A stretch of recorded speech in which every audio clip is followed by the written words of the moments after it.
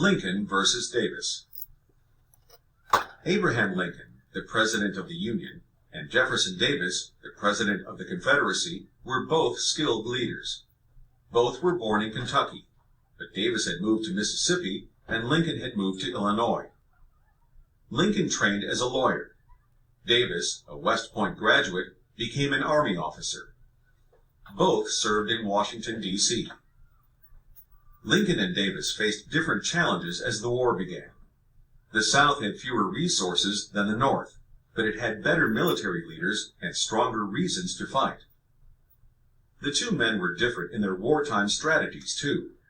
Lincoln sought advice from General Winfield Scott, a Mexican war veteran.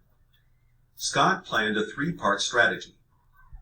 First, the Union would form a naval blockade of the coasts. A blockade is a barrier of troops or ships to keep people and supplies from moving in and out of an area. Under a blockade, the South would not be able to ship cotton to European countries and wouldn't have money to pay for the war. Second, Scott planned to take control of the Mississippi River. This would cut the Confederacy in half. Third, Scott planned to attack the Confederacy from the east and west. He called his strategy the Anaconda Plan, because it would squeeze the Confederacy like an anaconda, a huge snake. Davis had his own strategy. First, he planned to defend Confederate land until the North gave up.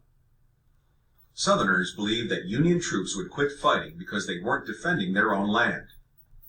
Second, Davis believed the British would help because they needed Southern cotton. Davis was wrong. Britain offered no help to either side. 2. Compare and contrast. Complete this chart to compare the Union and the Confederacy. New tools of war. Wars often result in the invention of new tools and technologies. During the Civil War, guns were improved. The new guns could shoot farther and more accurately. Both Union and Confederate soldiers used early versions of the hand grenade. The Confederacy built a submarine, a ship that could travel underwater. The Confederates created another new weapon, the ironclad. It was a ship covered or clad in iron, so cannonballs simply bounced off it. To make the ironclad, the Confederates covered an old Union ship, the Merrimac, with iron plates.